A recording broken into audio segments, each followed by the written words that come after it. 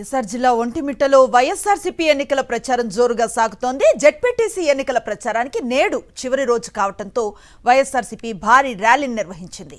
కోదండరాముడి ఆలయం నుంచి ఒంటిమిట్ట పురవీధుల్లో ర్యాలీ కొనసాగింది. Rajya Sabha MP Meda Raghunathreddy, Rajampet MLA Akepati Amarnath Reddy, Badvel MLA Sudha, MLC Ramachandra Reddy, మాజీ డిప్యూటీ సీఎం అంజద్ భాషా, మాజీ ఎమ్మెల్యేలు కోరుముట్ల శ్రీనివాసులు, రఘురాం రెడ్డి సహా పెద్ద ఎత్తున కార్యకర్తలు, ప్రజలు ఈ ర్యాలీలో పాల్గొన్నారు. వైఎస్ఆర్సీపీ నిర్వహించిన ఈ ర్యాలీకి ప్రజలు అడుగడుగున బ్రహ్మరథం పట్టారు.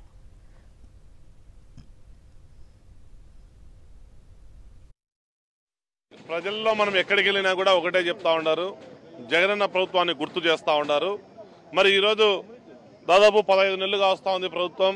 సూపర్ 6 అన్నారు, సూపర్ 6 అన్నారు, సూపర్ 7 అన్నారు. మరి ఎక్కడ కూడా ప్రజలకు చెప్పిన వాగ్దానం ఎక్కడ కూడా మరి నిలబెట్టుకునేటువంటి పరిస్థితి లేదు. ఏ ఇంట్లో వెళ్ళినా కూడా గతంలో అమ్మఒడి ఏ విధంగా జరిగింది, ఈరోజు నిబంధనలు ఏ విధంగా ఉన్నాయని కూడా ప్రజలు బేరీ చేసుకుంటా ఉన్నారు.